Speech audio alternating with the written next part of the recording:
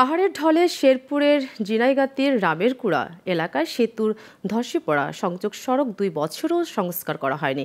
এতে চরম দুর্ভোগে রয়েছে 8 গ্রামের মানুষ। এই বিষয়ে সংশ্লিষ্ট দপ্তরে আবেদন করেও মিলছে না ফল। সংশ্লিষ্ট দপ্তর বলছে ওই স্থানে 56 মিটার আরসিসি গার্ডের সেতু নির্মাণের অনুমতি পাওয়া গেছে। শেরপুর প্রতিনিধি মোহাম্মদ আবু হেলালের পাঠানো তথ্যচিত্রের ডেস্ক রিপোর্ট। শেরপুরের সীমান্তবর্তী ঝিনাইগাতি উপজেলা সদরের রামেরকুড়া এলাকায় প্রায় 2 যুগ আগে বিএডিসি নির্মাণ করে এই সেতু। এই সেতু দিয়ে ডাকাবর, বারুয়ামারি, নলকুড়া, কুছাইকুড়া সহ 8 গ্রামের কয়েক হাজার মানুষ যাতায়াত করে। 2022 সালে পাহাড়ি ঢলে সেতুর সংযোগ সড়কটি ভেঙে যায়। এতে এলাকার যাতায়াত ব্যবস্থা বিপর্যস্ত হয়ে পড়ে। আমরা চলাফেরা করলে 5 মাইল জায়গা হাঁটি আসন নাগে, আর রিস্কে ভ্যান এবেদি কোনো চলাফেরা নাই। পাহাড়ি ঢলে বন্যায় ভাঙ্গে আমাদের রাস্তাঘাট ব্রিজ ভাঙ্গে আমাদের যে একটা অসুবিধা হয়েছে, আমরা এখন চলাফেরা করতে পারছি না।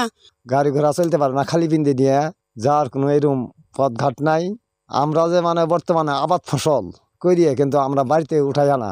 সেতুটি ব্যবহারের অনুপযোগী হওয়ার পর থেকে 3 কিলোমিটার পথ ঘুরে গন্তব্যে যান স্থানীয়রা। এতে সময় ও খরচ বেশি লাগে। সংযোগ সড়কটি সংস্কারে বহুবার পদক্ষেপ নেওয়া হলেও তা বাস্তবায়ন হয়নি।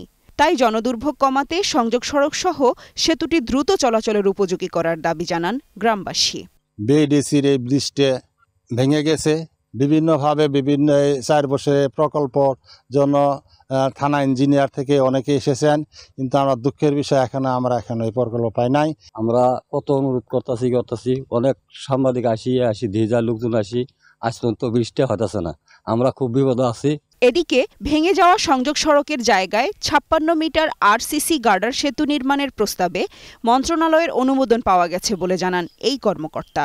56 মিটার ব্রিজের প্রস্তাবনা আমরা তখন এলজিডি হেডকোয়ার্টারে পাঠাই এবং উক্ত প্রস্তাবনার ভিত্তিতে আমাদের ব্রিজটি অনুমোদন হয়েছে। এখন বর্তমানে উক্ত 56 মিটার ব্রিজের প্রাক্কলনটি টেন্ডারে প্রসেসিংয়ে আছে এবং আমরা আশা করতেছি যে টেন্ডার কার্যক্রম 1 মাসের মধ্যে শেষ হয়ে গেলে আমরা আগামী 2-3 মাসের মধ্যে কাজটি শুরু করতে পারব।